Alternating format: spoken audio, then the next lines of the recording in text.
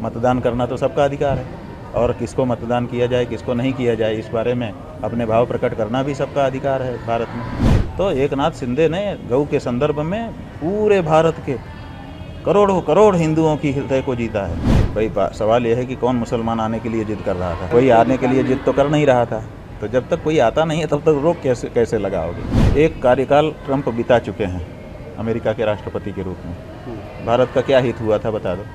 कौन सा किसी से वोट ले रहे हैं हम? कौन सा किसी मंत्री मुख्यमंत्री पद पर बैठ रहे हैं? कौन सी राजनीति कर रहे हैं बताओ?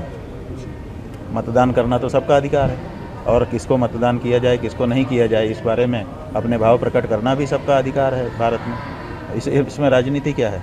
अगर कोई अच्छा काम नेता करता है तो उसके प्रति भावना सबकी बनती है, अगर कोई बुरा काम कोई नेता करता है तो उसकी भावना हट जाती है। यही होता है। तो एकनाथ शिंदे ने गौ के संदर्भ में पूरे भारत के करोड़ों करोड़ हिंदुओं की हृदय को जीता है। इसलिए उस व्यक्ति को मतदान दे करके सत्ता में बनाए रखना हमारी कृतज्ञता होगी। अगर हम ऐसा नहीं करते हैं तो हम कृतज्ञ न माने जाएंगे। भाई सवाल यह है कि कौन मुसलमान आने के लिए जिद कर रहा था? कोई आने के लिए जिद तो कर नहीं रहा था। तो जब तक कोई आता नहीं है तब तक रोक कैसे लगाओगे? कौन मुसलमान है कौन हिंदू आजकल ये पता करना भी कठिन हो गया। आप कैसे पता करोगे कि कौन मुसलमान है और कौन हिंदू है? अब तो लोग नाम भी नहीं बदलते हैं, धर्मांतरण कर लेते हैं, नाम जैसा का तैसा रख लेते हैं। ये भी सब समस्या है। तो अभी जब कोई आ रहा हो तब उसको रोका जाए। जब कोई आने की ही बात नहीं है तो केवल कल्पना करके और दाल ठोंक करके, ये तो राजनीति है नहीं।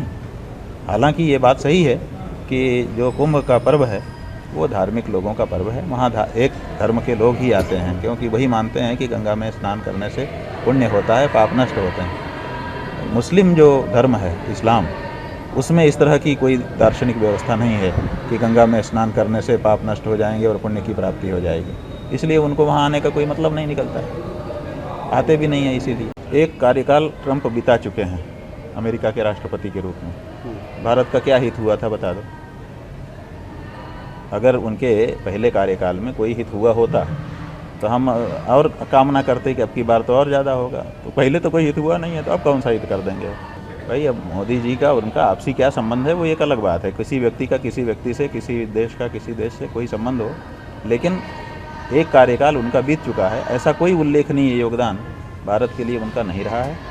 दूसरे, उन्होंने ये घोषणा की है अपने चुनाव के समय में कि हम 1 करोड़ लोगों को यहाँ से बाहर करेंगे जो बाहरी आ गए हैं। तो भारत के लोग भी तो बाहरी वहाँ पे फंस गए हैं।